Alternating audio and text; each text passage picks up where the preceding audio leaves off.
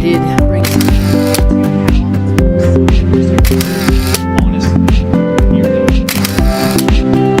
Matthew 19.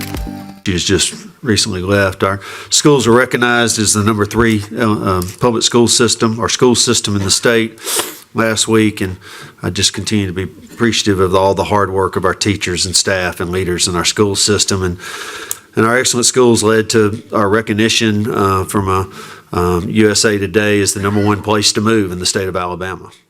Good afternoon, Auburn. My name is Robert Wilkins. This is our 11th edition of Citizens Minutes.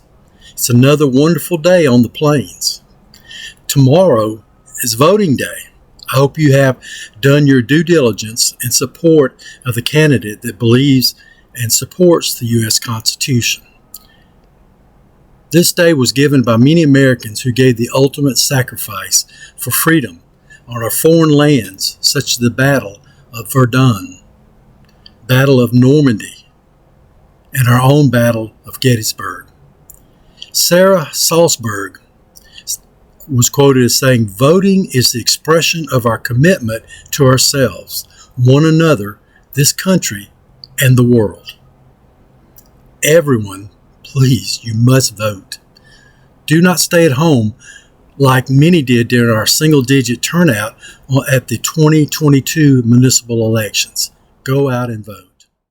Mr. Griswold? Thank you. I have a statement I'd like to read for the record, please, and I've given a copy to Allison for attachment. Over the past months, North Star Place Branding and Marketing developed a rebranding concept for the city. The contractor worked on the concept with input from citizens, the mayor, Mayor Pro Tem, leaders of the Chamber of Commerce, and the Auburn Opelika Tourism Bureau. For reasons I'll explain, I'm asking the council to direct the city staff to withhold implementation of any aspect of the concept until it is approved by a majority of the council. The council did approve a contract for a needs study and development of a concept. I evidently misunderstood the process. I expected the final concept would be presented to the council and we would approve, possibly with changes, or disapprove its implementation. I was wrong. By approving the contract, I've been told that implementation of the plan is at the discretion of the city staff. City council members have participated in 2 of their own individual Zoom meetings about the plan. In the first meeting, we were given the survey results. We were told that the current branding is effective, so the city does not have a perception branding problem. Because of this, I asked if the contract could be concluded with no further work. I was told we couldn't stop an approved, awarded, and in-process contract. The second recent meeting was a presentation of the final concept that included a new tagline and logo. Another council person said after his presentation that a simple punctuation change could easily twist the proposed tagline into an unflattering, risque description of the city. Another council person and I noticed that the focal point of the proposed logo can be confused with a variety of commercial businesses. For example, we observed a local landscaping company with a logo that is almost identical to the one being proposed for Auburn. The council approved the study and the creation of branding concept, but has not approved the final recommended design. If we don't require staff to seek our approval before implementation, it will be implemented as is at the discretion of staff. For me, this is not good enough. Citizens, through their elected representatives, need final approval of such a long-lasting, impactful, and last but not least, expensive change. The cost of developing and creating a new brand only begins with the plan. Implementation is the true cost. Tonight, I'm asking the council for a consensus, directing the city manager to outline a plan for council involvement and to withhold implementation of any aspect of the final plan until it is reviewed in its entirety in public and approved or disapproved by the council. Thank you. October the 15th, we had 6 citizens speak at Citizens Open Forum. 2 citizens spoke about the VFW road. One citizen stated at the city council, "You've got to be thinking about the rest of the people," unquote. While another citizen talked about the need for speed bumps to protect the kids at the VFW road. 3 citizens talked about the Auburn Public Library, vast selection of books, to the restrictions of age access to certain books, and being on the right side of history. One citizen brought up the excess widening the sidewalk from 4 feet to 8 feet in front of only 6 houses in Yarbrough Farms, with no one else in the neighborhood. 18 VFW Road. I have a couple of questions about the 1571 property that's being built on VFW Road. I want to revisit it. I think that tax burden that we're going to be creating by building that 3,500 square foot home in our neighborhood is going to be a tough thing for us to deal with coming in the future, given the nature that our neighborhood has been around for over 100 years. We started that neighborhood in 1948. We want to try to do the historical preservation. We're going to start that process. I don't know where it's going to go. However, I'd like to think that you guys would take that in consideration, because no one in that neighborhood is going to be able to afford to live there if we build 14 units there at $500,000-$600,000. It's going to take everyone out. So I think you guys need to, Max, I think you need to be thinking about that.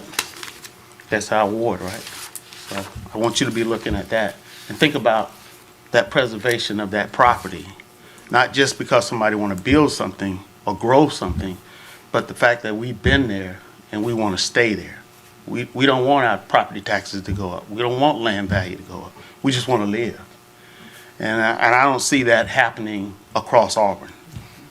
Every single neighborhood that used to be considered what we call a black neighborhood, it's been eaten up by progress. The machine is just eating it.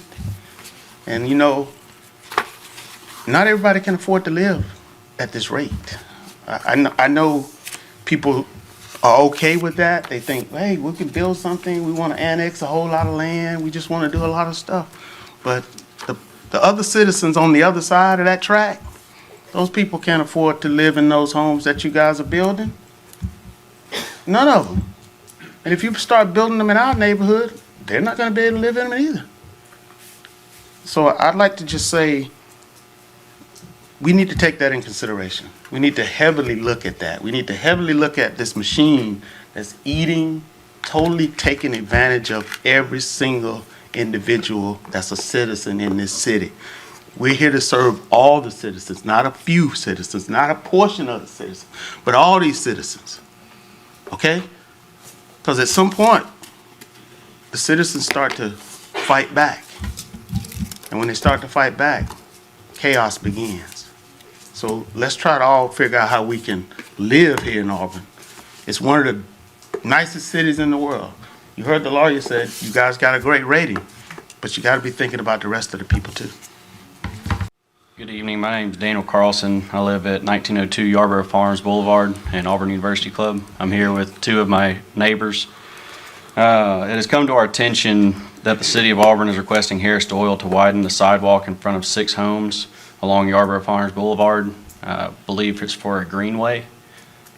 The current sidewalk is 4 feet, and they're wanting to make it 8 feet wide, 4 additional feet into our property, covering up the 10-foot easement, utility easement that y'all have on our properties right now. I don't see anywhere on our drawings or anything of that nature an 8-foot sidewalk. There's no other 8-foot sidewalk in front of any other home in that neighborhood, and the expansion in front of this will not look like the rest of the neighborhood.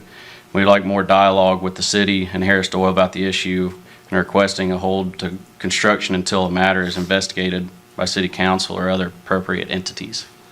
Have y'all talked to anyone from the city at this point in time? We have reached out to Brad Griffith, and we've talked with our HOA, but they don't have any standing in this because I don't believe the city has turned the road over to the HOA yet. The HOA or development has not been given to the city yet. I'm not sure where the process is right now. Okay, all right. Well, we got your name and address, and we've heard you, and we'll follow back. Somebody will follow back up with you, okay? Great, thank you. Yeah, Scott thank- Cummings, our Executive Director of Development Services, will get more contact information. Our Director of City Relations would, but she's filling in as the city clerk tonight. So Scott's right here. He'll come and see you in just a minute. Great, thank you. Thank you. My name is Ronnie Jackson, 1515 BFW Road. And I'm a part of Rice Mill Road. down in VFW. I'm not the one that's stirring nothing, but I'm with Mr. Perry or whatever. And about the speed bump game, we need some speed bumps in our neighborhood. The traffic coming out of Grove Hill. When they leave Grove Hill, they come up and out and put up a sign because we got kids in the neighborhood. We need some speed bumps down there. Yesterday, they running like a get out of here coming down there. Got school buses, kids all playing in the neighborhood. We need some speed bump down there bad. I don't put up one sign. They don't pay that no attention. Thank you. Yes, sir, Mr. Jackson. We had a discussion earlier about speed bumps, and if you can hang around a little bit after the meeting, maybe we can have a further conversation with you about how you go about doing that. Okay?